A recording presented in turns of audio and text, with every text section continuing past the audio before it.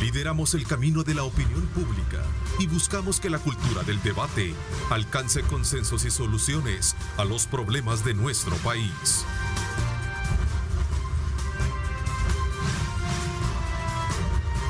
Diálogo con Ernesto López, edición especial.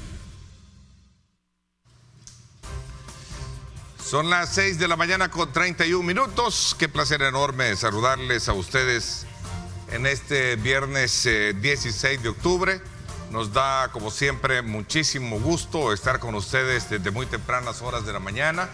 Y por supuesto, para llevarles a ustedes los pormenores en el quehacer noticioso y ahora en esta hora y media el análisis pertinente de los viernes, donde vamos a analizar, por supuesto, varios temas que han sido de alguna manera muy bien ponderados y debatidos durante la semana.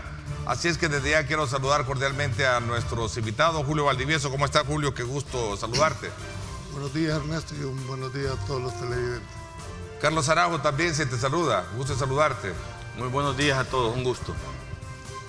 Bueno, vamos a estar a la expectativa de la incorporación de Marvin Aguilar, para que también nos dé aportes muy importantes, muy significativos con relación a los temas que hemos proyectado este día tener. El día de ayer hubo buenas noticias, especialmente cuando se trata de reactivar la economía del país y especialmente de aquellos sectores que han sido altamente impactados por el COVID-19. El presidente de la República, en compañía del presidente de Bandesal, Juan Pablo Durán, y también con el resto de sus miembros del gabinete, dieron a conocer pormenores de una línea de crédito que vendrá a facilitar precisamente la inyección de capital en aquellas empresas que reúnan las condiciones para poder de alguna manera ser partícipe de la misma. Así es que este es un tema muy importante que no podemos pasar por alto, Julio, sobre todo cuando se trata de establecer cánones importantes de apoyo a aquellos sectores de la economía que necesitan reactivarse y sobre todo mantener los empleos que de alguna manera pues han sido pesa grande durante todo este conflicto que hemos tenido, de esta pandemia que hemos tenido a raíz del COVID-19. Julio. Bueno, el tema de la reactivación para la micro y pequeña empresa, y quizás hasta la mediana, tiene, dijéramos, a su base una realidad, Ernesto. Muchísimas empresas durante la pandemia, sobre todo las micro, ya no digamos el sector informal, que son el soporte, dijéramos, de la economía a nivel nacional, sufrieron un devaste en algunos casos. De acuerdo con el último censo del Banco Central de Reserva, andamos hablando más allá del 500,000 de micros y pequeñas empresas. Estas micros y pequeñas empresas se manejan casi con, dijéramos, economías de subsistencia. Pan coyol quebrado, coyol comido. Y durante la pandemia no solo no se produjo ningún tipo de actividad económica, pero se mantuvieron las obligaciones para los dueños de estas micros y pequeñas. Llegó un momento en que al final no se pudo aguantar y tuviese que cerrar. No sé cuántas de esas habrán quebrado, no tengo yo el dato para eso. Gracias a Dios ya vino. Y es que el tema aquí era la celeridad con que ese dinero debería de estar para la constitución de un fideicomiso. ¿Por qué razón? Porque esto tiene que ser oportuno. O sea, las empresas no pueden esperar a que se llegara a esa situación con tanto tiempo de retraso. Sin embargo, bien por el sector, el día de ayer vimos con mucho agrado el hecho de que se cuente con un recurso que va a ser destinado. Y aquí quiero entrar a la segunda parte. Esa es una acción que tiene que traducir en una parte operativa. Por ejemplo, ¿cuáles van a ser las condiciones de acceso al crédito? ¿Qué requisitos deberá reunir todas estas personas, ¿verdad?, para poder accesar? Yo sé que siempre tiene que haber un tipo de formalidad, pero hay que ver primero o se acerca la institución hacia la gente que va a solicitar o se da un apoyo de orientación. Mucha gente que no tiene, dijéramos, la capacidad organizativa, cualquier día, ¿y qué les cuesta hacer un correo? No es fácil para un montón de empresas que están en esa situación. Ojalá que esto llegue para todavía las que están, dijéramos, en este momento atravesando momentos sumamente difíciles, se facilite el acceso al crédito, ¿verdad? Y sea generalizado. Así es que mi comentario positivo, hay recursos, ojalá eso se traduzca en hechos y en realidad. Así es, sobre todo porque muchos sectores salieron al paso de la reacción y vieron con beneplácito ya la oficialización y la concreción de esos primeros 600 millones de dólares, si no me equivoco, corrígeme, Carlos.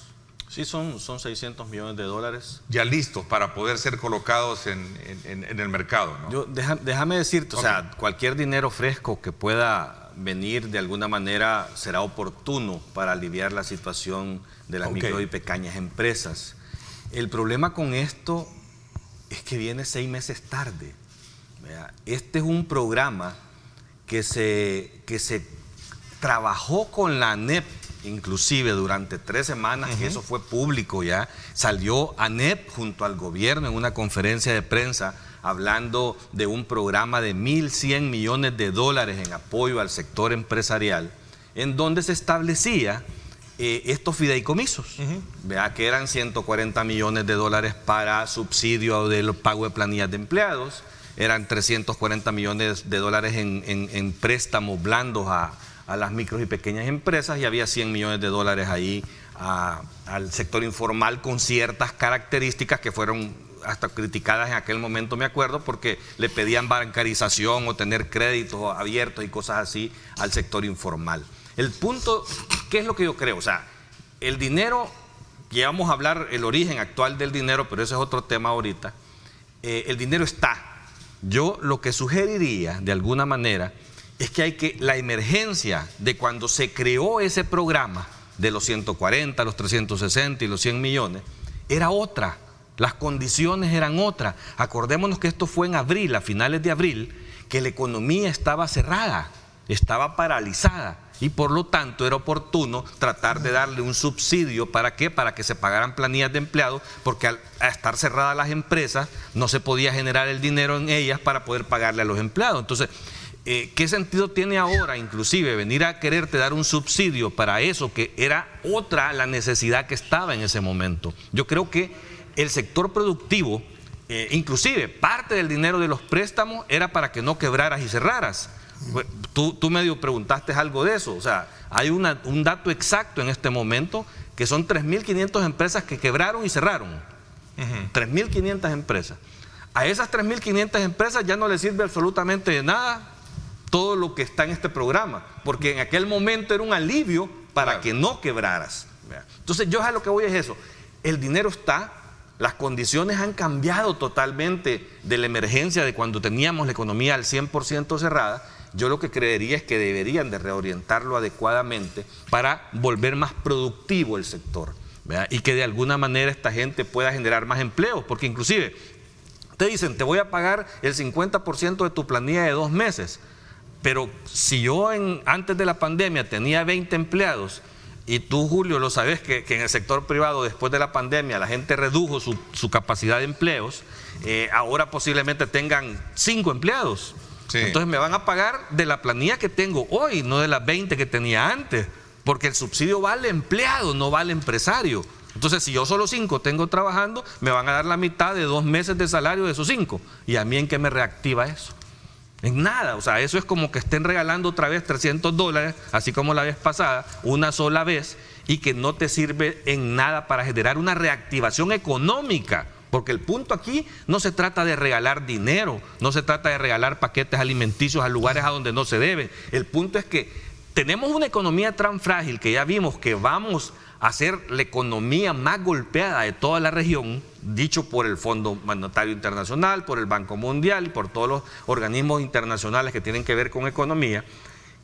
Creo que el dinero que tenemos que optimizarlo y priorizar. No podemos seguir regalando paquetes alimenticios en colonias de clase media, hombre. El dinero no se puede malgastar de esa forma. Y así como te digo también que no podemos ahora activar un plan de reactivación que fue diseñado para la pandemia, para cuando se cerraron las empresas en aquel momento. O sea, yo aquí es donde veo que de alguna manera hay que hacer un replanteamiento y poder establecer otros objetivos y otras metas y otros programas que de verdad sirvan para utilizar 600 millones de dólares. Es que no puedes venir a regalarlos como que es una piñata esto, porque al final de cuentas de nada te va a servir. ¿Alguien la va a pagar?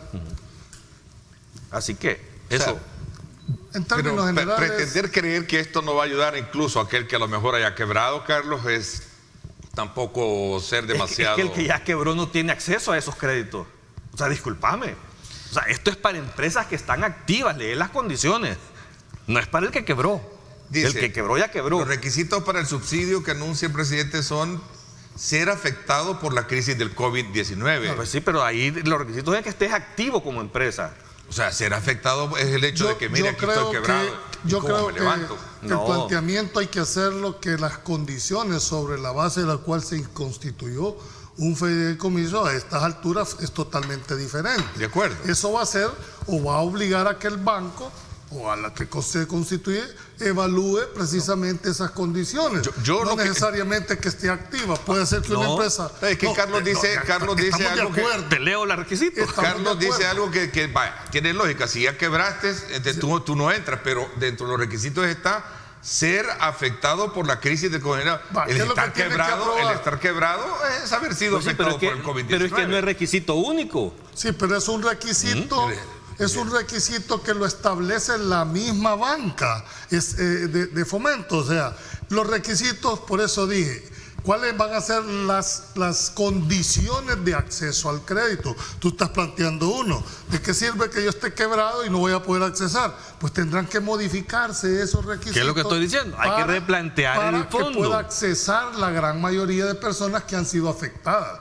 Porque no puedes dejar afuera a todas esas personas que fueron afectadas. Entonces, creo que bien, porque esto debió haber llegado hace 6 meses. Pues sí, si tuviéramos la varita mágica de poder retroceder en el tiempo, eso hubiera sido el deber ser, lo ideal. Pero la realidad nos indicó que no. Este tema de entrampamiento, al final, ¿a quién afectaron? Pero porque quizás seguramente vamos a pedirle, y nos estará viendo el presidente del banco de Bandesal, que nos llame y nos explique un poco eso, porque es interesante, ¿no?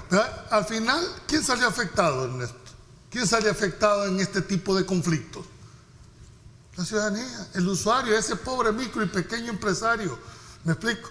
Que estuvo esperando a que se pusieran de acuerdo y que al final se toma una decisión que bien porque ya llegó, ya sobre la leche derramada. ¿Y qué puedes empezar a hacer? Ahora, entendería yo que es uno de los primeros desembolsos de muchos que van a ver. Bueno. Porque vaya, si hablamos de ser afectado por la crisis del COVID-19, el estar quebrado, a mi criterio, es ya un primer requisito al cual tenés derecho, acceso. Inscribirse en el registro de la firempresa es lo del fideicomiso, sí. Lógico. Estar funcionando a la fecha, como que aquí está la ¿cómo se llama? La contradicción. Sí, no, de la que tú hablabas. O sea, estás quebrado, pero también te piden estar funcionando a la fecha. Es que el origen del fideicomiso era hace 6 meses cuando no estabas quebrado. Por eso se diseñó de esa forma. Entonces, aquí hay como un requisito que hay que modificar y quitar. Hombre.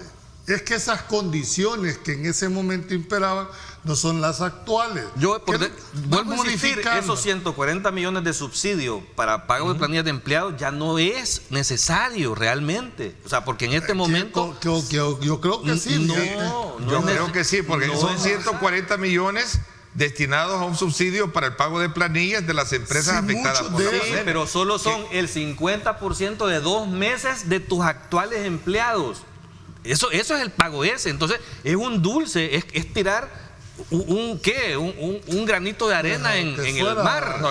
No, es que decime cómo me vas a reactivar a mí que me pagues la planilla 2 meses. ¿Me vas a reactivar con eso? No, dentro de la lógica no se indica que vas a reactivar, es para que no termines de hundirte. No, señor, el problema es que eso es lo que quiero decirte. Cuando se diseñó el subsidio, se diseñó explosivamente porque se suponía que la economía se iba a abrir en 2 o 3 meses. Entonces, ok, como está cerrado 2 meses, te voy a ayudar a pagar la planilla. Pero hoy ya no tiene un sentido. ¿Por qué? Porque ese objetivo no no está la condición en este momento. Pero ¿cuál es la lógica? ¿Por qué no lo orientas a otra cosa? Mejor decís, ¿cuántas empresas quebraron? 3.500. Ok, ocupemos el fondo para esas empresas, para levantar esas empresas. Por eso creo yo de que la modificación al acceso va a tener que evaluarse. Yo creo que Bandesal tiene toda esa capacidad para volver a establecer requisitos. Lo importante es que se contagie ahora con los recursos, ahora ya no hay justificación. Y los 360 millones para las MIPYMES y los 100 para el sector informal es una buena, digamos, es una buena noticia. Yo creo y entiendo a Carlos un poco el tema de lo contradictorio que puede resultar, que te dicen este requisito y después te dicen no, pero también tiene que llenar este requisito. Y ahí está el ejemplo, pues debe de estar funcionando, ¿verdad? Y después que también no es una piñata, pues que vos vas a pegar y vas a ir a reventar. Y después dice... Tienen que haber requisitos para que la gente pueda accesar. Las condiciones a esas son las que yo estoy apuntando, que tienen que ser, sin descuidar la parte formal, tiene que haber una accesibilidad por parte de esto. Las condiciones para el establecimiento al acceso van a tener que ser evaluadas. Las necesidades de apoyo de las empresas hoy no son las mismas que cuando estábamos cerrados. Esa es la diferencia. Y el problema de fondo aquí, ¿cuál es? Que vino 6 meses después. Y vino 6 meses después, ¿por qué? Porque ese es otro tema que hay que discutir.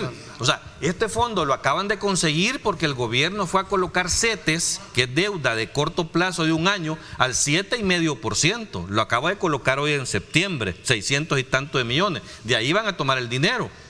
Pero es que el dinero para ese fideicomiso se sacó en bonos ya ratos. El dinero se le entregó al gobierno ya ratos. El presidente dijo con relación a eso, y voy a sacar textualmente lo que dijo el presidente: los diputados hicieron un juego, aprobaron el fideicomiso, pero no lo fundearon. Pero no es cierto. Nos dejaron el fideicomiso vacío. Pues, pero no es cierto. O sea, quien está haciendo un juego de palabras es el presidente. ¿Hace cuánto tiempo colocaron $1.000 millones en eurobonos? Para eso era ese dinero. Lo que pasa es que el gobierno se lo gasta en otras cosas y ahora quiere que se lo repongan y no quiere dar cuentas de en qué se gastó esos 1.000 millones. Porque ese es el gran problema del entrampamiento de las ratificaciones de los préstamos en la Asamblea Legislativa. Primera cosa en la Asamblea Legislativa: todo lo que está por ratificación tiene un destino. Y el destino de lo que está por ratificación en la Asamblea no es el fideicomiso. Los destinos son otras cosas. Por lo tanto, ese dinero no puede ocuparse para fondear el fideicomiso. También se dijo que la primera semana de agosto se habían pedido 55 millones como préstamo de los 250 y que no habían sido aprobados. Entonces, siento de que este entrampamiento, porque hay que decirlo con esa claridad. No es entrampamiento, ese es el juego al que quiere llevarte al gobierno. Bueno, tú lo estás viendo así porque eres político. No, es mi óptica. O sea, tú lo estás viendo así porque le estás dando el toque político. Te lo puedo demostrar con documentos. O sea, si vos me decís que yo lo veo así porque soy político, entonces te voy a decir a ti lo mismo. Vos lo ves de otro modo porque sos político también. Porque ninguno de los dos... ¿Cómo te lo está planteando Julio? Que Julio te está diciendo que es un juego al que se están sometiendo. Es que no podés dejar de fuera el calendario electoral. No, pues, Julio, pero ¿y por qué no traemos el calendario electoral y veamos documentos, veamos préstamos? Ese es el punto. Y ahí, cuando profundizás en las condiciones de esos fondos, te vas a dar cuenta que este gobierno ha gastado una cantidad increíble de dinero, que ha tenido una gran disponibilidad de recursos y simplemente no quiere darle cuentas a quien corresponde darle cuentas. Ese es el fondo de este problema.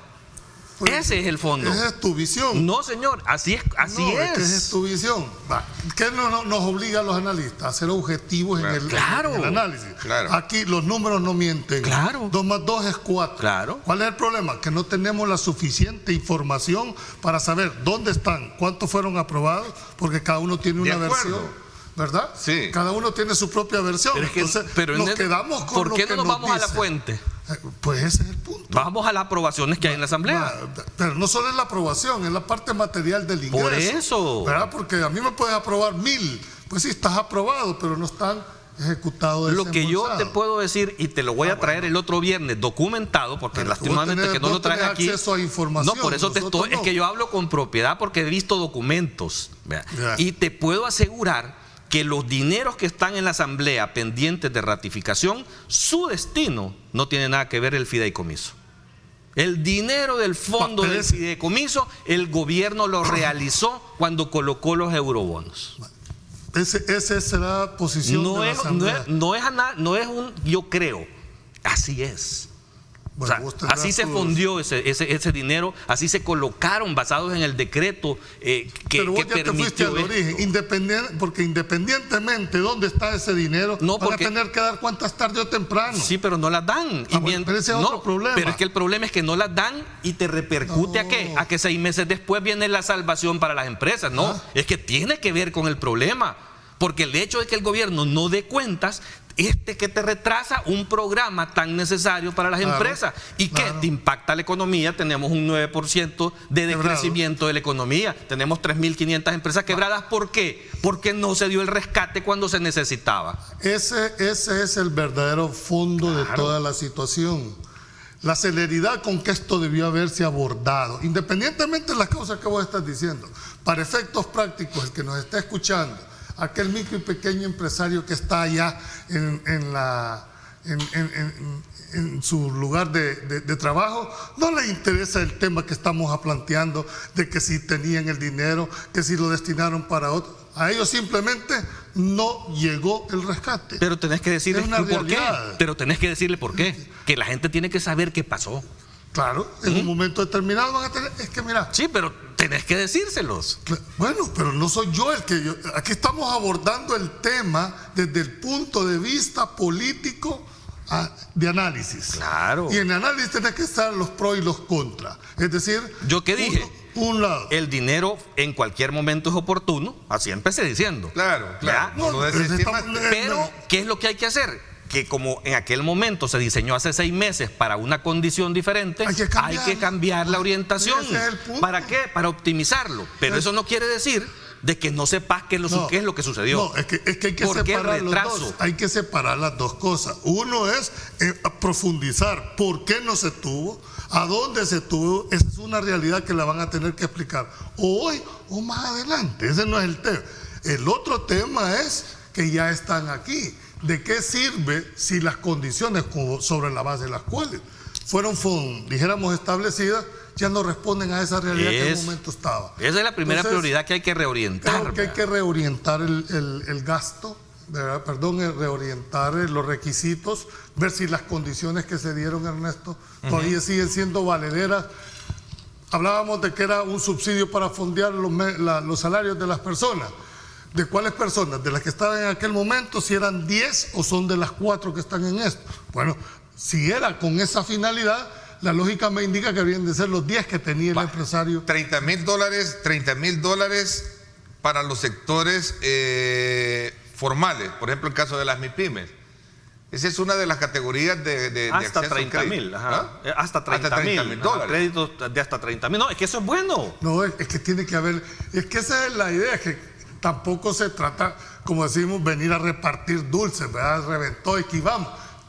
¿Por qué? El hecho de que Bandesal sea un banco de fomento del Estado no significa que no está sujeto a controles y a procedimientos como banco que es. Tiene que establecerse. El ente dinamizador de las economías como las nuestras es la micro y pequeña empresa. Claro, sí, es la mayoría. Y este fondo precisamente se creó cuando se negoció con la NEP, el fondo, se negoció eso, que fuera orientado ahí. 529,000. Claro, entonces ahí es el punto. Esto de decir, mira, tenés hasta 30,000 sin mayores requisitos, no importa que tengas mala clasificación en la banca, o sea, eso es bueno, es buenísimo. ¿Qué es lo que yo insisto? O sea, hay un programa bueno, hay que hacer lo que funcione de inmediato porque necesitan oxígeno estas empresas, que se aseguren que vaya la inversión correcta, que no vayan a gastárselo comprando carros, que eso es otro tema importante aquí.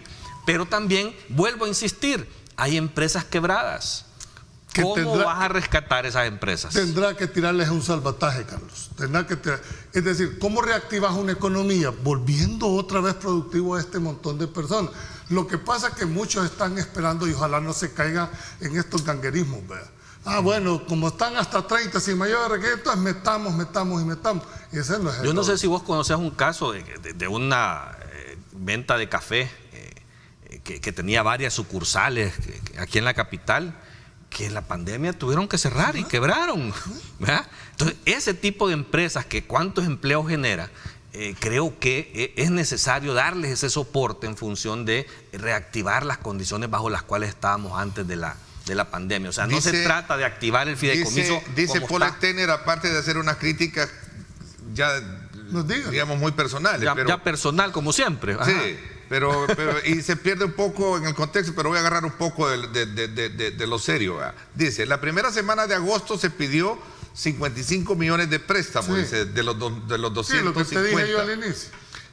Para el primer pago de subsidio, y en este caso el FMLN y Arena dijeron que no, lo discutirían, y en vez de eso pidieron 5 millones para las alcaldías de San Salvador. Es que eran 55 millones como préstamo de los que fue así. 250 pues sí, pero millones. es que en ese momento estaban queriendo agarrar una cantidad de dinero para repartirlo en diferentes cosas que no tenían nada que ver con la orientación correspondiente del préstamo. Por eso no se dio ni lo de las alcaldías ni esto, porque no era para eso. O sea, vuelvo a insistir, el dinero del fideicomiso, el gobierno, no, y el gobierno lo tuvo en sus manos. Se lo gastó en otras cosas y ahora quiere reponerlo, pero no quiere rendir las cuentas de lo que se gastó el dinero. Ese es el entrampamiento. Pero esa es parte de la discusión que tienen allá en la asamblea, obviamente, ¿no? Pues sí, pero es que hay que ser ordenado, discúlpame. Tú no podés venir, pedir un crédito para orientarlo, para reactivación, y me voy a ir de viaje a Miami. No podés hacer esas cosas, pues. Tenés que separar la problemática que plantea Carlos en esa, y ahora, ya con el dinero adentro, ¿a dónde lo vamos a reorientar? Con las mismas condiciones en que fue concebido como que ya no tiene mucho sentido. O sea, ¿por qué razón? Porque vos tenés que ver tu realidad en este momento. Es decir, las condiciones para accesar a los créditos tienen que estar en función de lo que está pasando hoy, no de lo que estuvo pasando allá. Esa es una óptica que tienen en un momento dado. Pero en el caso de estas micros y pequeñas, muchas de las cuales, hay que decirlo con toda la propiedad, quebraron, ¿verdad? Y si ya quebraron, y las que están subsistiendo de alguna manera, que tenían 15 empleados y hoy tienen 4, la lógica te indica que deberían de haber sido evaluadas conforme fueron concebidas. Entonces yo creo que tienen toda una nueva, dijéramos, realidad que tendrá que regular Bandesal para poder accesar la mayoría de personas. Muy de acuerdo. Es decir, cambiar algunos patrones contradictorios, que era lo que a mi criterio parece tiene mucha lógica lo que decía Carlos, ¿verdad? Porque es contradictorio pedir por un lado requisito y por otro lado saber que ya estás en otro estado de tu empresa, y eso de alguna manera viene todavía a... Sí, yo te diría que complicar más. Yo le metería hasta más dinero de esos 600 millones. O sea, yo a ese fondo le metería por lo menos ahí otros 600 más. Entiendo que va más, más solicitudes de crédito para porque eso sí es importante fondo, para reactivar la economía. Pero que a la larga ha sido una de las buenas noticias que se ha tenido. Claro. Pues. ¿Y cómo no va a ser buena noticia de todos aquellos que están casi ahogados y llega este salvataje? ¿Qué es lo que vuelvo a insistir? 6 meses después de cuando era necesario, de cuando se necesitó. El deber ser es ese, Carlos. Por eso. Por lo menos ahí está el pisto, Carlos. No, pues sí, claro. pero tampoco está ahí, que bueno. Peor es que no hubiera llegado. Sí, pero mira, pero inclusive tenés otro problema, porque las CETES que colocaron es deuda de 1 año. Y a mí me estás dando un crédito a 10 años, y en 1 año el gobierno tiene que pagar esas 600 y pico de millones. Bueno, o sea, es un problema a resolver. Sí, pero esa es la finalidad de una banca de fomento de un Estado, que no tiene la óptica comercial. No, el problema es, ¿sabes cuál es el problema? Que tenés otro problema fiscal sobre los hombros. Sí, por eso. Sí. O sea, fíjate que aquí acaba de postear hace 3 minutos Bandesal un tweet, el que tenemos en pantalla. El programa de subsidio está compuesto por 140 millones. Claro. Otorgará el 50% de la planilla de empleados de octubre y noviembre. Deben ingresar al sitio tal, dice, y complementar los requisitos para el primer programa. Lo dice el presidente. Sí, es lo que te digo, que son 2 meses de subsidio de la planilla de octubre y noviembre, que es la planilla actual. Y esos son los que tendrán que evaluar si esa realidad sigue siendo Pero válida. si yo hoy ya estoy operando y ya estoy generando ingresos, ya le puedo pagar a mis empleados. Pero no necesitas eso. O sea, el empresario en aquel momento que se cerró la empresa, le pagó ya a sus empleados, hombre. O sea, la gente pudo subsistir. Y además, no creas que todas las empresas ya se normalizaron. No, Carlos. por eso. Hay un montón de empresas que en este momento todavía están como pataleando, ¿verdad? Pero para por eso es lograrla. este préstamo. Estos préstamos son a 10 años, 3% de interés, un año de gracia sin generar intereses. O sea, la condición bajo la que se creó este apoyo es buena para las empresas. Habría que valorar si el límite de los 30,000 es necesario, que es lo que vuelvo a insistir. ¿Por qué? Porque esto va orientado a empresas que hayan tenido hasta 99 empleados y una facturación de hasta 7 millones. O sea, que también no solo va orientado al pequeñito, ¿verdad? O sea, pero hay prioridades. Van pequeñas empresas que son generadoras de muchos empleos y de la economía. Creo que nos queda claro bien el tema. Esperamos que se logre concretizar aún más desde el punto de vista de que los empresarios puedan tener el alivio oportuno para poder salir adelante con sus empresas y sobre todo manteniendo los empleos. El nuevo nombramiento del viceministro de Seguridad, ad honorem, es interesante que analicemos este tema porque también ha causado mucha noticia. Nos vamos a la pausa, gracias por estar con nosotros. A propósito, a raíz de todo este tema de incrementos en casos de COVID-19, mañana Grupo Radial Megavisión y su programa en directo con Ernesto López Radio, a las 7 de la mañana tiene como primer invitado al infectólogo. Esa es la segunda parte. Vámonos a la primera parte. Vamos a tener como invitado al doctor Jorge Panameño, ¿verdad? Al infectólogo. Él estará con nosotros en la primera parte. En la segunda parte estará con nosotros haciendo un debate de los análisis de coyuntura Romeo Auerbach y también Emilio Corea. Eso será en la segunda parte. Mañana, no se lo pierdan. Vamos a tenerlos ahí a las 7 de la mañana. Nos vamos a la pausa. Gracias por estar con nosotros.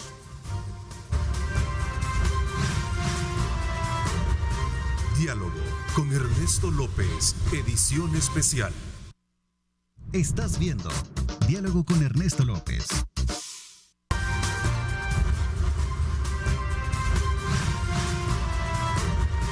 Diálogo con Ernesto López, edición especial. Gracias nuevamente por estar con nosotros a esta hora de la mañana. El presidente de la República, Nayib Bukele, dijo que el director de la policía, Mauricio Arreaza Chicas, continuará ejerciendo como director policial.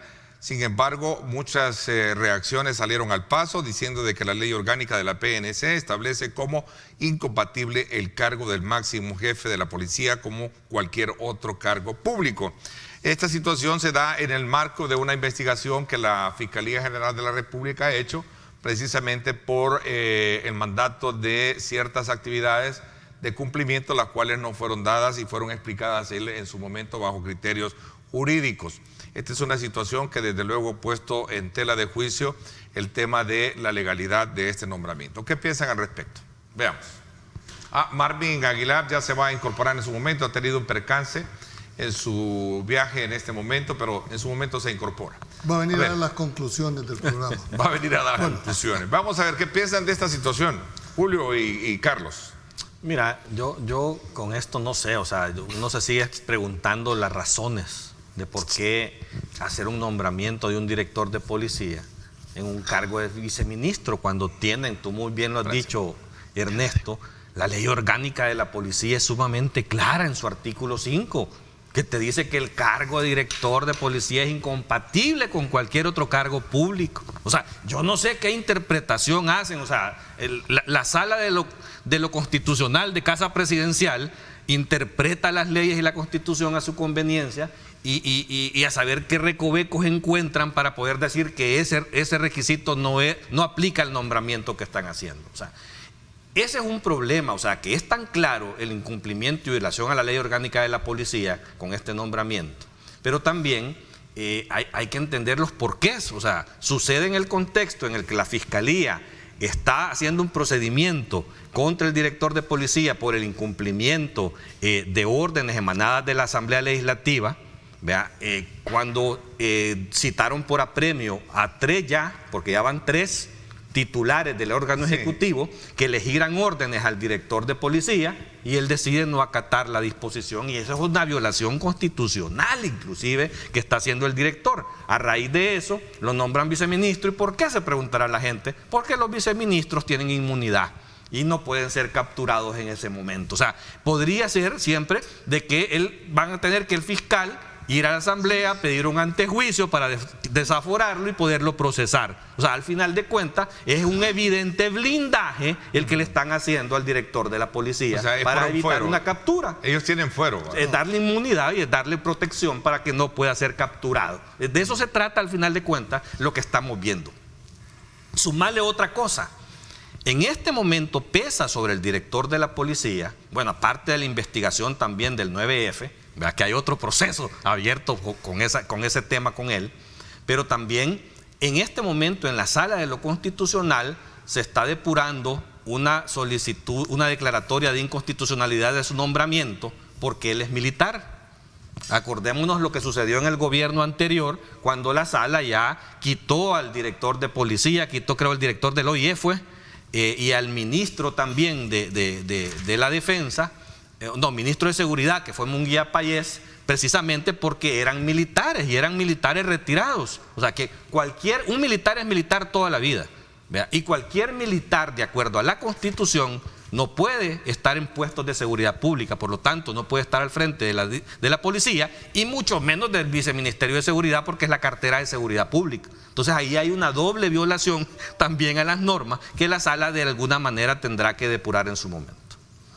Bueno, yo creo que aquí hay que como que separar varias cosas que se han mezclado. Primero, el presidente tiene toda la competencia para nombrar a quien quiera. Bajo las normas establecidas en las leyes. Déjame ir poniendo en perspectiva. Entonces no puede hacer lo que quiera. Es decir, a quien quiera, no lo que quiera. Por eso. A quien quiera me refiero a personas. Que cumplan las leyes, los requisitos de la ley. Segundo, tienen que haber los requisitos formales para el cargo específico. Y tercero, ¿verdad? En el caso ya concreto del comisionado Arriaza Chicas, hay que distinguir lo que se llama el fuero, porque muchos dicen, miren, lo han nombrado y es la primera percepción para evitar una captura, ¿verdad? 1. 2, yo no he visto hasta este momento ningún juicio ni ninguna solicitud de parte de la Fiscalía hacia el tribunal. Tercero, y aquí es donde quiero entrar, independientemente, el fuero no implica impunidad, Carlos, ni mucho menos inmunidad. El fuero es un privilegio procesal para que no se pueda demandar de manera directa a una persona. ¿Qué es lo que tiene que hacer si la Fiscalía estima que las actitudes que ha tenido el director de la policía son ilícitos? Pues que plantee el antejuicio ante la Asamblea Legislativa, le quitan el fuero, ¿verdad? Y lo procesan. ¿Cuál es el problema, digo yo? Honestamente, yo no le veo ningún problema.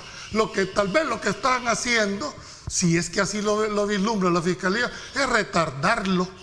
Pero vámonos al ilícito, Lo que está en juego aquí es si se cometió o no se cometió el delito de incumplimiento de deberes por parte del director. Ese es el fondo. Así puede ser nombrado ministro si quieren, también. O sea, ese nombramiento lo que determina es que pasa un estatus, dijéramos, político dentro del órgano ejecutivo. Pero eso no le garantiza a ningún funcionario que no pueda ser demandado, ni mucho menos procesado. Si la Fiscalía, y aquí es donde entramos al verdadero problema de este país. El verdadero problema de este país es la ineficacia de todas las normas jurídicas que hay aquí. No es problema si el Estado está fallido, si el Estado no sirve. No, señores, que no se resuelve con la celeridad que demandan las situaciones. ¿Qué hubiese pasado si aquí se hubiera reaccionado o para un sentido o para otro, que la Fiscalía hubiera determinado que el director cometió un ilícito en el momentito en que incumplió el mismo día? ¿Qué hubiera pasado? Se hubieran evitado todas estas situaciones que estamos configurando. La falta de decisión Yo a esto le llamo la inactividad de las instituciones. ¿Por qué? Porque el problema nuestro no es de ley. Si no, ahí está pues el que dice que el que incumple una orden emanada de la Asamblea, ¿cuál es la sanción? Entonces, ¿por qué no se activa? ¿Por qué no se hace?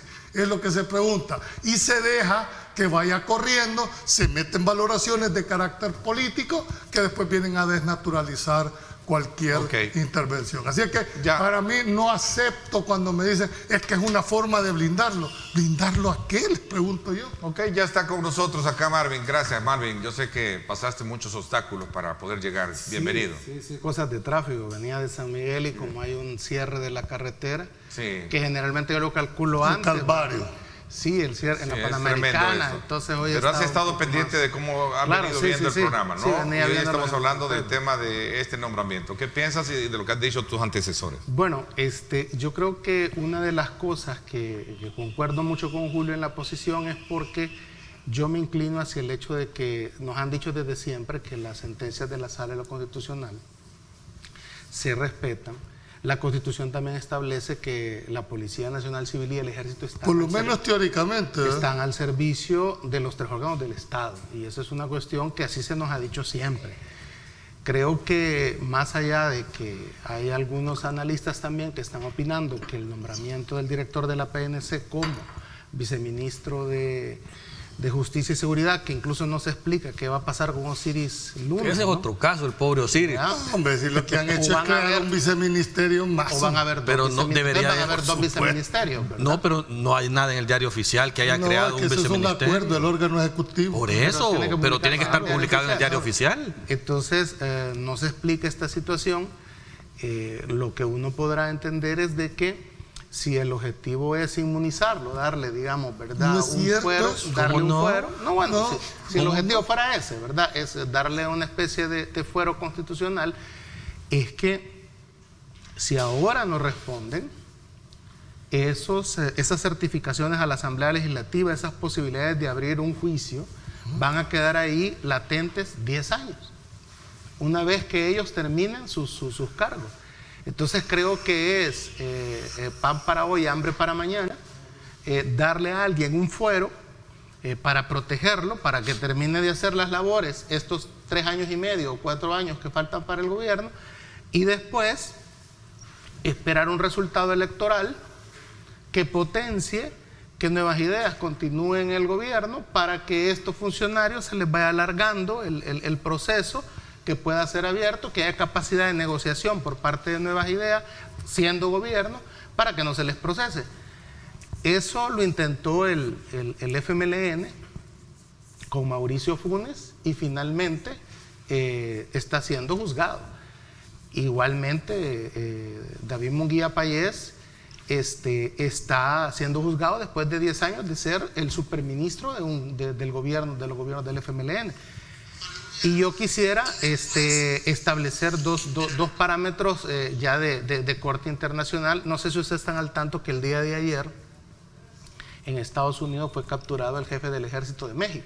Sí, en California. Exactamente. Y en Colombia también la misma población está haciendo una presión bastante fuerte para que los militares involucrados en violaciones a derechos humanos en Colombia pues sean sacados del ejército y sean procesados. Entonces, yo creo que una de las cosas que no se está entendiendo de las lecturas que hay que hacer en la época actual sobre la cuestión de la corrupción o el abuso de poder es precisamente el hecho de que la tecnología está cada vez más haciendo imposible e intolerable por parte de la población abusos de autoridad, corrupción, compadrazgo y todas las posibilidades que haya de que un funcionario crea que nunca va a ser juzgado por las acciones que haga. Esa es una realidad en el mundo. Va a haber quizás una primera llamada de atención el 3 de noviembre, ¿verdad? Porque precisamente quien ha tratado, por ejemplo, de evadir impuestos, no pagando impuestos, y que ha manejado mucho esto, que lo hemos dicho ya en esta misma plataforma de la posverdad, entonces que Donald Trump va a recibir el 3 de noviembre digamos, le pasarán su factura. O un castigo, ¿verdad? O un premio, ¿no? Por las acciones de cómo manejar el poder sin creer que nunca se van a rendir cuentas por las acciones. Yo creo que en el caso específico del comisionado hay que separar dos cosas. Uno, hay que analizar la legalidad del nombramiento, es un tema, ¿verdad? Violación a la ley orgánica de la policía.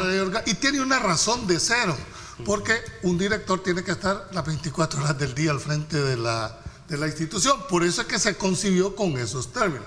Pero lo que no acepto es el tema de que es inmune, el tema que no lo podés tocar. No es cierto. ¿Cómo no, Julio? Te lo explico porque esto es una jugada política. No es lo mismo, espérame, déjame que te lo explique. No es lo mismo que el fiscal ya estaba con un procedimiento contra el director de policía por los incumplimientos de deberes, que eso es un delito. ¿Y qué es lo que aplicaba?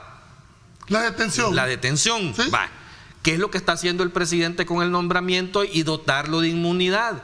Es llevar el caso a la Asamblea Legislativa para que los diputados desprestigiados jueguen a quitarle el fuero a un director de policía del gobierno de Nayib Bukele.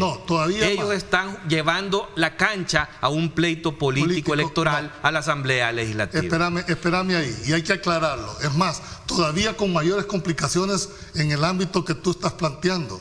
Porque ¿cuál es el efecto del antejuicio en el caso que hubiese lugar a formación de causa?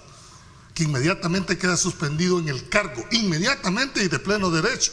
Claro. ¿Verdad? Entonces todavía tiene Pero igual ante una captura sin el cargo de viceministro. Le pueden dar medidas sustitutivas. ¿Qué es lo que te estoy tratando de plantear? Uno, que el antejuicio no es para determinar culpabilidad o inocencia de una persona. Lo que están tratando de hacer, si ese fuese el objetivo, es elevarlo a un plano político, hombre. Pero solo para quitarle si tiene lugar o no a formación de causa. No importa, pero vas a hacer un show político. No, ese es lo que de eso se trata. No, Carlos, mira, cómo se va, se ha hecho así, porque tradicionalmente así se ha querido ver. El antejuicio es un privilegio procesal, jurídicamente hablando. Vos mismo has criticado en este programa reiteradamente cada interpelación que la Asamblea ha querido hacer de todos los casos recientes o las comisiones especiales. O sea, vos mismo criticás de por qué los diputados hacen ese tipo de cosas, porque al final de cuentas terminan haciendo un show. Esa es valoración política. Entonces, ¿qué quieren hacer? Por eso, pero lo que quiere hacer el gobierno es llevarlo ahí, al circo. Sí, pero yo te dije, mi punto de vista es que el hecho de que lo hayan nombrado no desnaturaliza, ni que haya cometido o no delito. Cambias la condición. Cambiar la de retrasar, Carlos. No, porque la politizas, entonces hacerle ver a la población de que esto es una persecución política contra un funcionario. ¿Cómo va a haber persecución política? Es que así lo venden. No, pero mira, ahora con la sentencia de la Sala de lo Constitucional, ahora por fuerza, el fiscal tiene que plantear básicamente un requerimiento hacia la Asamblea Legislativa. Lo mismo que iba a hacer en un órgano eminentemente jurisdiccional, lo va a plantear ahora. Mira lo que acaba de suceder con el diputado Magaña. Pero mira lo que... No, ¿cómo no? Porque al final llevaste un tema eminentemente legal, que era un problema que él tuvo, lo llevaste a la Asamblea, en donde desnaturalizas todo el tema legal y lo volvés político. Yo creo que la Asamblea, fíjense que la Asamblea tiene dos, si seguimos la dialéctica, ¿verdad? Si los diputados fueran dialécticos.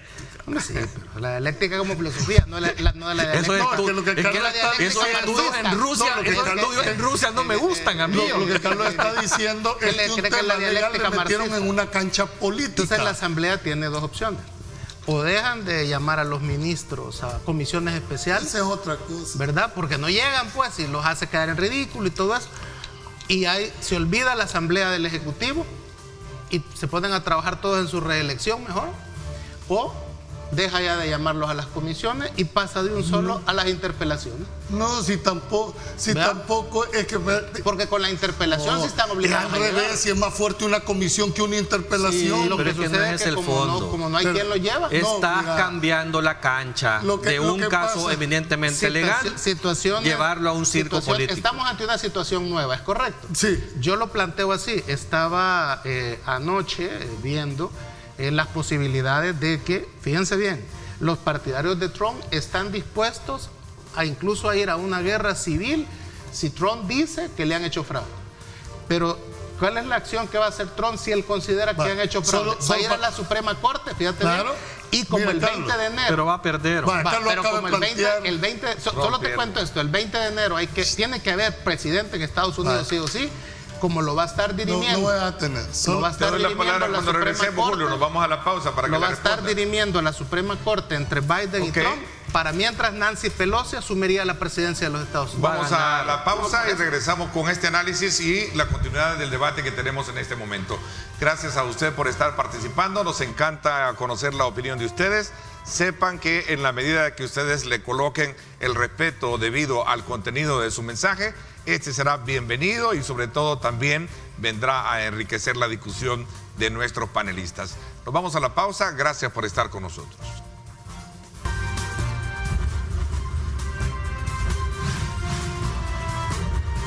Diálogo con Ernesto López, edición especial.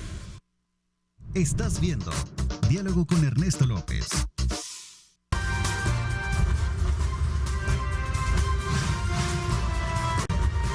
Diálogo con Ernesto López, edición especial. Bueno, nuevamente gracias por estar con nosotros. El propósito del análisis de colocar los temas que están vigentes en la discusión de los políticos o en los diferentes rubros del país es precisamente sacar los diferentes enfoques de nuestros panelistas y que ustedes logren construir su propia lectura. Ese es el propósito. Por esa razón es importante que cuando usted nos escriba nos dé aportes significativos que puedan también sumar a esa discusión. Julio, me había quedado con darte la palabra. Yo creo que al final de que cada uno hemos tenido nuestra visión eminentemente jurídica, creo que la Fiscalía va a jugar un rol sumamente importante en este punto específico. Si la Fiscalía evalúa de que necesariamente se cometió delito y que este nombramiento no tiene toda la legalidad, pues que vaya y presente el requerimiento ante el juez competente. ¿Por qué razón? Porque el juez tendría que evaluar si ese funcionario goza o no goza de ese privilegio procesal, ¿verdad? Y entonces hay una especie de evaluación jurídica como de filtro. Porque si el juez determina de que ese funcionario, que ese nombramiento es válido y que goza, suspende el procedimiento jurisdiccional y lo manda a la Asamblea Legislativa a cumplir el requisito. Y esas son las reglas de juego que establece la democracia. El tema estaba aquí, me imagino yo, que el fiscal tenía ya preparado toda su estrategia para una cancha diferente. Es decir, al órgano judicial hay argumentos jurídicos. Claro. En el órgano legislativo sí hay elementos jurídicos, pero es más una entra la política. Más política. ¿Por qué? Porque simplemente va a quitar un presupuesto procesal de validez. Vos me aceptás entonces que el cambio de cancha, ¿qué viene a hacer? Esto es tu valoración. ¿Qué viene a hacer? Darle una protección al director de la policía. No importa. Pero jugás en una cancha diferente. Es que la gente está creyendo que por el hecho de que lo nombraron no lo pueden procesar. Eso es falso. No, y la inmunidad es por el hecho de las capturas, de las detenciones. Es lo único, porque la Fiscalía puede emitir una captura con orden administrativo. Y tendrías que ir primero a la Asamblea para poder proceder en un juzgado. Y hay otro problema, Carlos, más de fondo. ¿Es o no director o es o no viceministro? Yo ya te dije, ¿verdad? Es otra de la valoración que va a tener que hacer. Pero como estas son interpretaciones de analistas o de abogados, el único que puede determinar en este momento quién va a tener la razón o no es el juez, es el tribunal. Por lo tanto, creo que sanamente, creo que la lógica jurídica me indica es que debería de irse. Una pregunta a vos como abogado. O sea, si la ley orgánica de la policía es tan clara, pero tan clara, que dice que el cargo del director de policía es incompatible con otros cargos públicos, ¿verdad? ¿Qué pasa en este efecto? O sea, ¿cómo se aplica esa incompatibilidad? ¿Sería nulo el nombramiento actual del director o hay que ir a un juzgado a que lo declaren nulo? Lo que pasa es que las nulidades tienen que ser declaradas, o sea, nadie las puede, aunque se haga el supuesto, alguien las tiene que declarar, porque si no, cualquiera podía interpretar. Yo por eso te pregunto. Y el argumento del gobierno es que como el nombramiento de viceministro es ad honorem, pero eso por el pago, ese es el pago, no tiene que ser en cuanto a la naturaleza del nombramiento. Y el cargo Pero público por eso no tiene que ver con un pago. Pero por eso mismo tiene que ser un juzgado que establezca eso, ¿Tú? porque el argumento es si es ad honorem. Yo no creo hay que ningún Carlos problema, o ¿no? estudió Derecho y faltó graduarse, porque hace O fue de mejores noche. preguntas O fue de noche. que muchísimos colegas. Lo que yo puedo inferir que en esta dualidad Fue buen conspirador. hay un principio que nos enseñan a los bachilleres desde que estamos y es cómo interpretar la norma. La literalidad es un principio básico, eso es una regla de hermenéutica jurídica que nos enseña que cuando la ley es clara, yo no tengo por qué interpretarla. Entonces, Sí, pero exacto. no se trata de interpretación, se trata de declaración, ¿verdad? Entonces, me indica a mí, mi lógica jurídica es que la Fiscalía tendría que presentar su requerimiento como lo había venido haciendo ante un juzgado, bajo su interpretación de que el nombramiento de la ley de orgánica de la policía no se puede tener esa dualidad.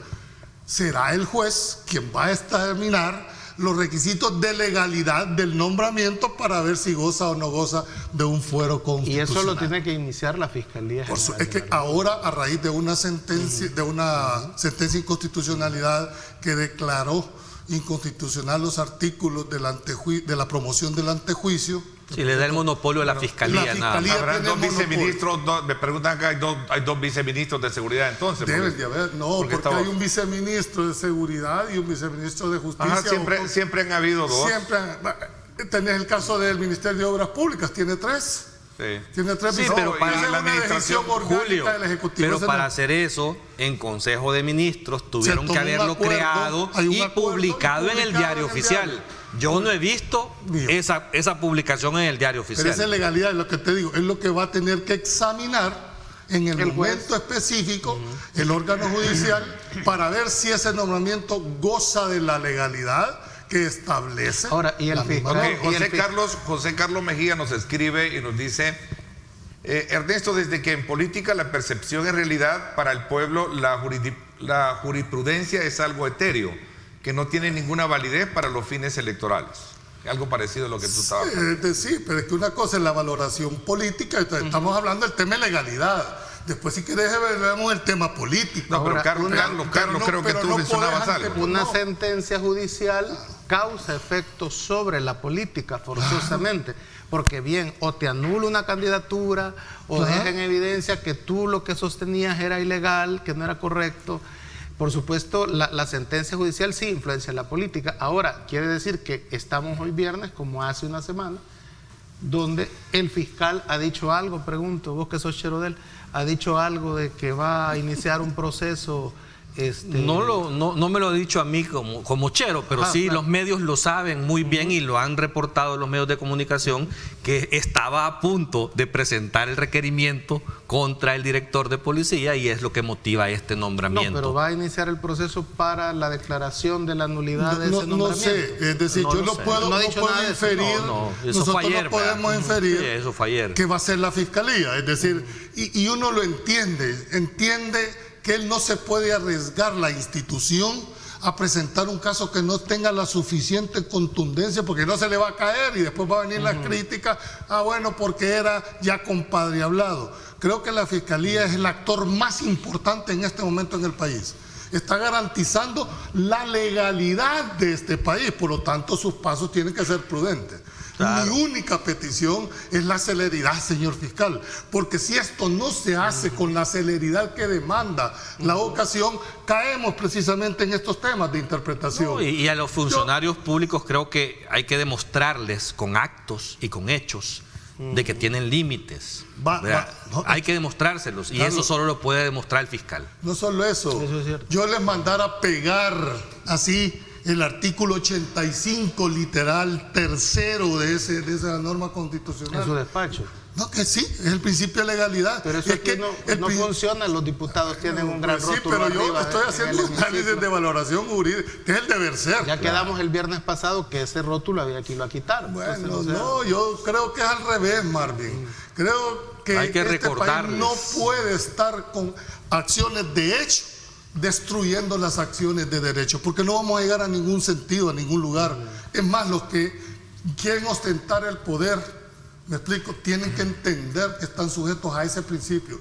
Ustedes no tienen más facultades que las que les da expresamente la ley, ni siquiera la que yo interpreto.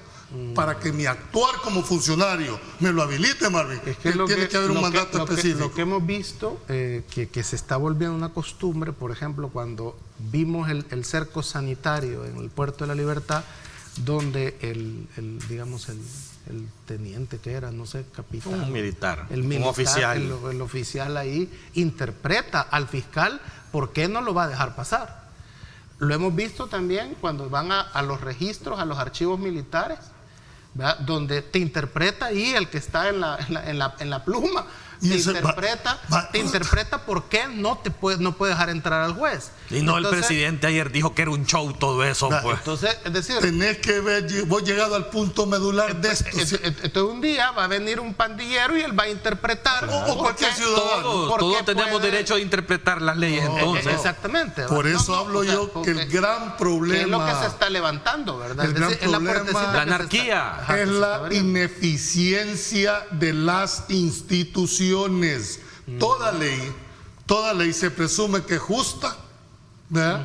Se presume que es de realidad y se presume que es eficaz. Este problema no es de ley, es de eficacia. ¿Por qué? Y no te dice que hay que permitirle la entrada a un juez, pues no lo decimos, lo dice, porque es una diligencia judicial. Y no podés interpretar si te gusta o no te guste, ¿verdad? Se cometió, le mandaron una orden al director y le dijeron, mire, tráigalo. ¿Qué vas a interpretar ahí? Pues no es una orden.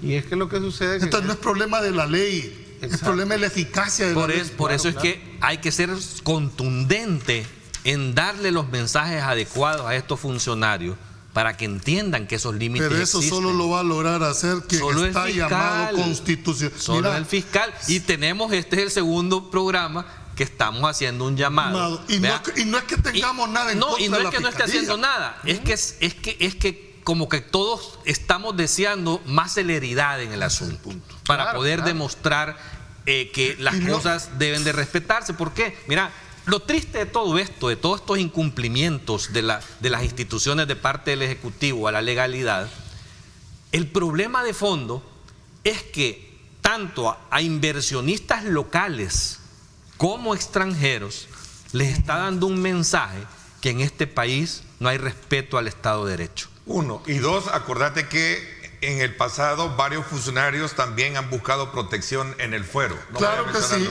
Claro. Y lo han hecho otros también. Claro, y juegan. Mira, entonces no es la primera vez que se ha criticado esas son ese acciones hecho. Políticas, Ernesto. Y se ha criticado por eso. Y se ha criticado ese hecho. Y no estoy diciendo que esto es bueno, al final es una práctica que ahí está. Es una acción política que hicieron. Yo no estoy diciendo si es buena o es mala, es una acción política. El abordaje que se le hace tiene componente jurídico y componente político. Pero quiero llegar a las consecuencias de todo esto que estamos hablando, que es lo que estaba diciendo. O sea, le estamos dando ese mensaje negativo, vea, a los inversionistas, tanto locales como extranjeros, en cuanto a decisiones de inversión para reactivar la economía de este país, que estamos en una crisis económica. Pero también a la gente, a la población, tú ve a la calle, te invito, y preguntarle a la gente, y te dice, no, mire, yo me quiero ir de este país. Y a las instituciones financieras. Voy a hacer una pausa y a comercial. las instituciones financieras y voy a que retomar suben los intereses cuando nos prestan, que eso es más grave todavía. Marvin y el resto de la mesa, televidentes, vamos a irnos a una pausa y voy a retomar un poco ese elemento que tú planteabas, Carlos, del grado de conflictividad en el que se encuentra todo esto, y voy a retomar lo que dijo el coronel Armendáriz del partido PCN con relación a pedir la mediación de la iglesia para poder resolver parte de la problemática que hay en este conflicto entre poderes de Estado. Decía, voy a proponer la mediación de la Iglesia Católica para buscar aplacar el conflicto que existe entre los órganos de Estado. Recuérdese, señor, que aquí se planteó el mismo tema. Que tú también ya lo habías planteado. Vamos a hablar de esto cuando regresemos.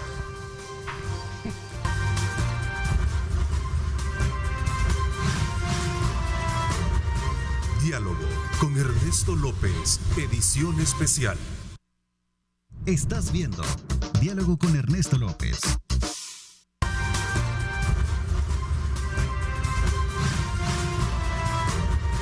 Diálogo con Ernesto López, edición especial. Bueno, un tema anexo que alguien me comentaba acá es que me preguntaba si verdaderamente se corrigió la supuesta prohibición de cerrar los estadios o los escenarios deportivos por la cuestión del COVID. Entiendo que sí, ¿verdad? Por eso el mismo ministro lo aclaró el día de ayer, de que no. Porque en la mañana había dicho que sí. Pues sí, pues que era lógico. Si los estadios, era el primer domingo que se jugaba, ¿verdad? Y tienen abiertos chupaderos y van a cerrar los estadios. Vos ves discotecas, chupaderos, abiertas, los buses ahora hasta colgados van otra vez. Entonces, No, pero ya andan verificando. De hecho, hace unos minutos ahí estaba el ministro verificando. No, pero está bien que lo haya aclarado porque yo sí lo había interpretado, pero yo creo que ya lo aclaró. Claro. Sí, ahí está. Ante el incremento de casos de COVID, como máxima autoridad de salud, denunciamos que las actividades deportivas no se suspenden, pero pedimos Claro, el distanciamiento. Todas las medidas. Todas las medidas de No, y evaluar constantemente, y si hay necesidad de hacerlo, porque la condición se da, bueno, habrá que hacerlo, ¿verdad? Pero no estamos en eso. Aclarado el punto. ¿Con quién me quedé? Y vamos a hablar sobre la mediación, dijiste. Sobre la mediación. Dijo el coronel Almendares.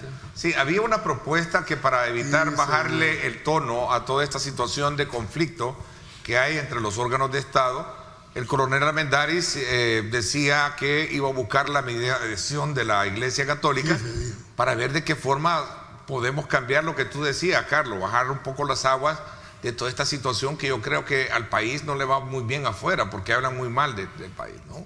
Lo planteamos en aquella ocasión, que se Tú lo dijiste. Que debería de buscarse, no un mediador, porque ese concepto de mediador como que se pone... pero sí un facilitador que pueda acercar posiciones, buscar puntos de coincidencia, flexibilizar posiciones. Yo creo que la figura, incluso decíamos en ese momento, la figura de Monseñor del Escobar Astorga, creo que reunía el perfil porque merecía credibilidad para uno y para otra parte. Entonces es buscar. Lamentablemente, dije, los puentes están dinamitados. Siguen dinamitados, no se pueden reconstruir y lo que es lo más importante, no hay voluntad política de hacerlo, porque para bailar se necesitan dos y en este caso, con uno que diga no hay forma. Fíjate que cuando los diputados lanzan esto, ¿no? Así, digamos, ¿verdad? Sin haber hecho primero contactos, ¿verdad? A un nivel, digamos, ¿verdad?, discreto, con quién tenés que hablar con el Ejecutivo, de manera, digamos, los primeros contactos para que cuando se lance esto, el Ejecutivo te responda que acepta y ve positivo la mediación. En este caso estamos hablando obviamente del cardenal, ¿no? De eso estamos hablando, del cardenal Rosa Chávez.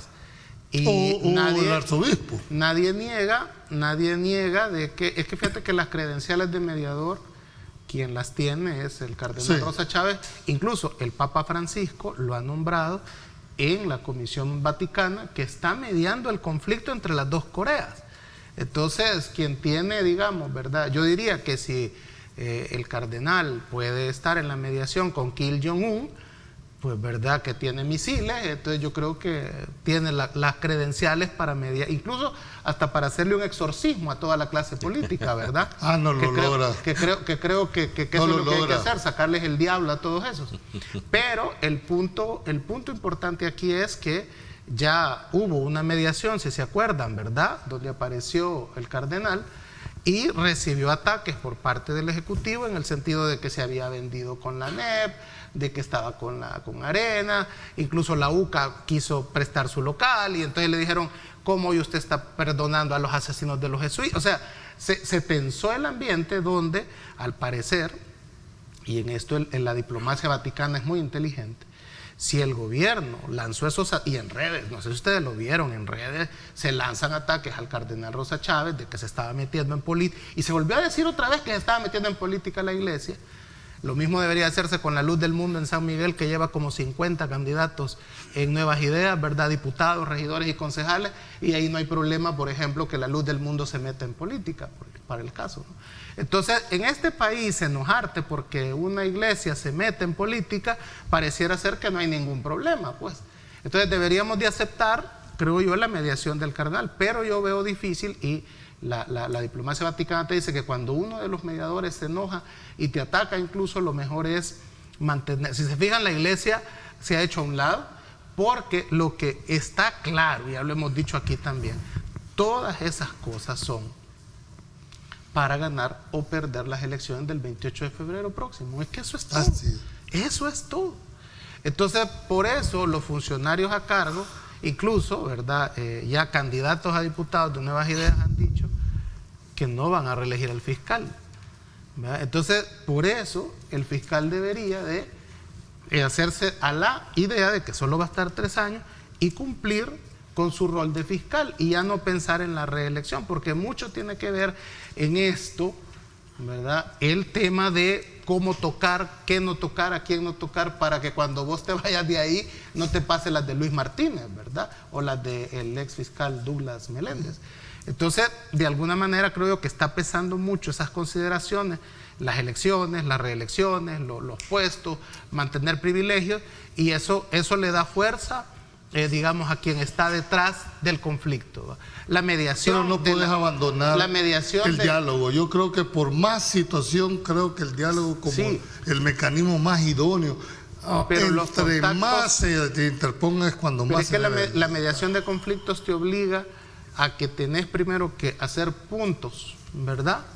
Si vos estás peleado con tu hermano, hay un punto en contacto que se llama tus papás, que pudieron haberlos reunido, pero que ellos iban a reunir de un solo iba a ser conflictivo. Pero que mira, hay cosas, ¿verdad?, que no se dicen públicamente, hombre, pero hay acercamientos bajo. Pero esos acercamientos no se han dado. Cuando los veas públicamente es porque ya se pactó todo la parte.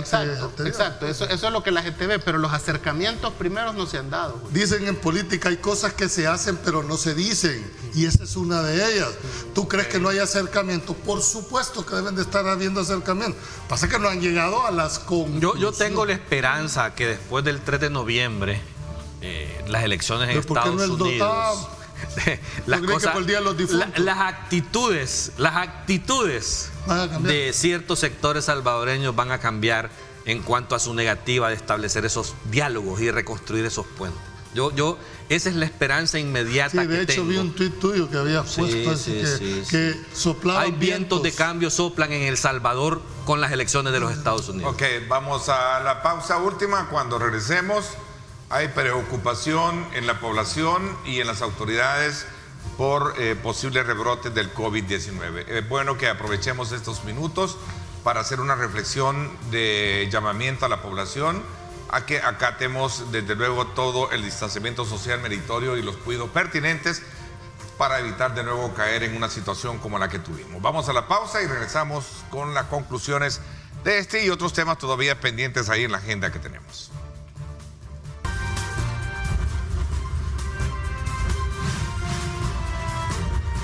Diálogo con Ernesto López, edición especial. Estás viendo Diálogo con Ernesto López.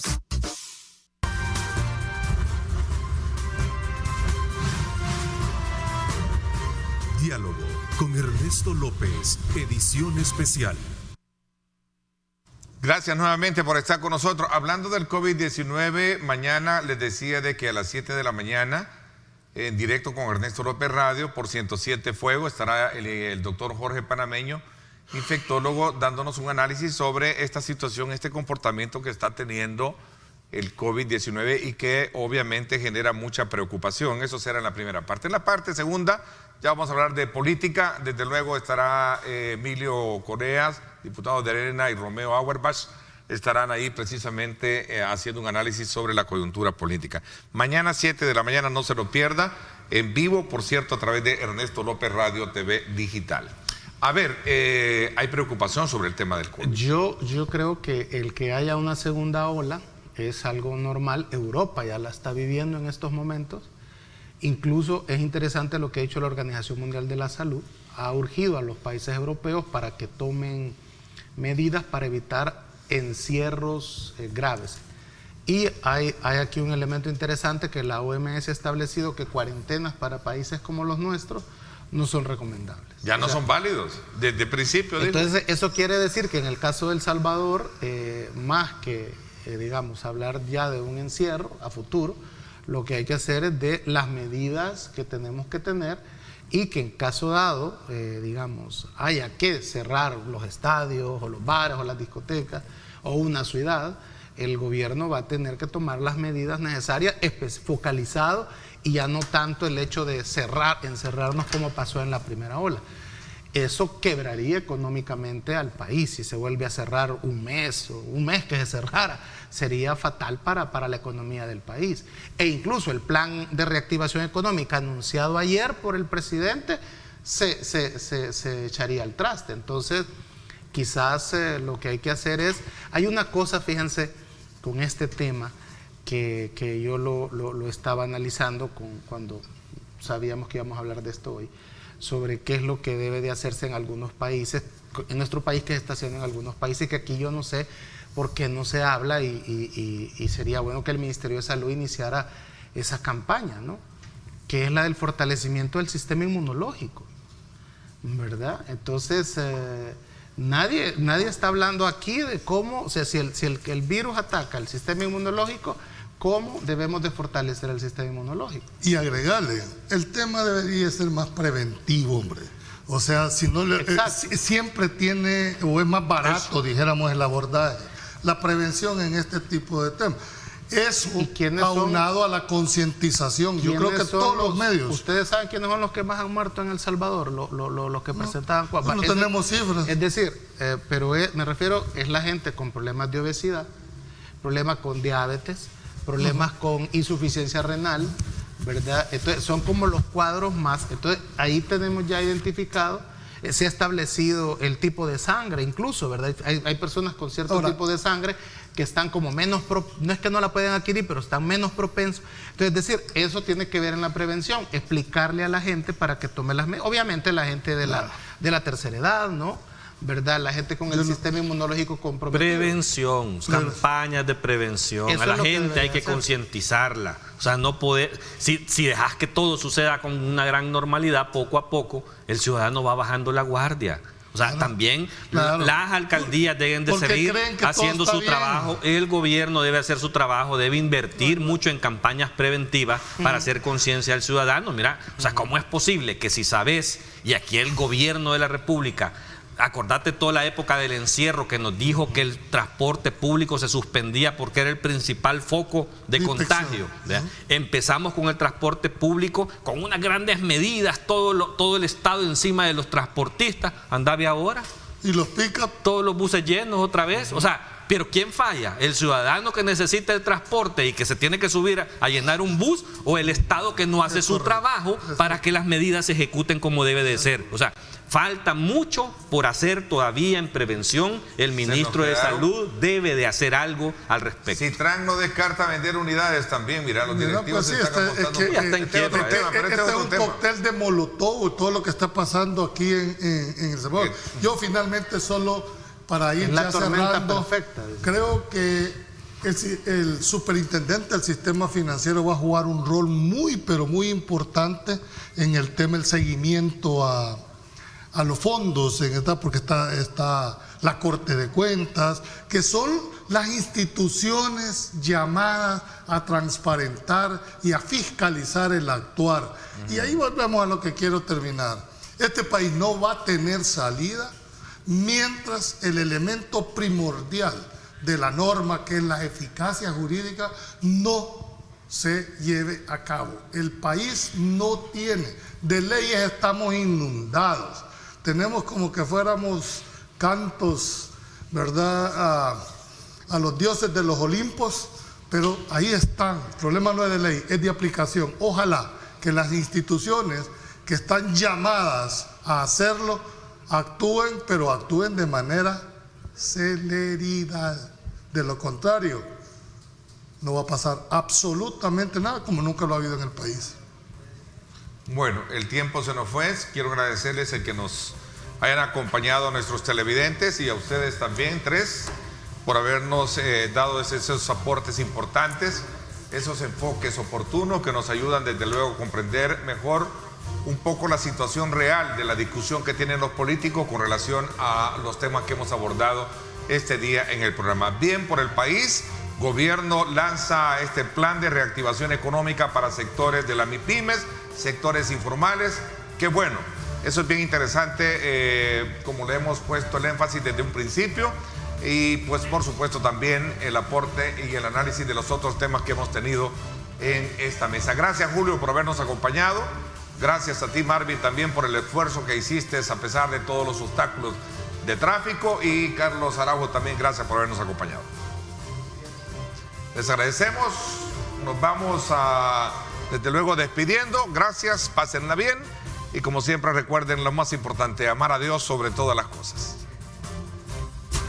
Lideramos el camino de la opinión pública y buscamos que la cultura del debate alcance consensos y soluciones a los problemas de nuestro país.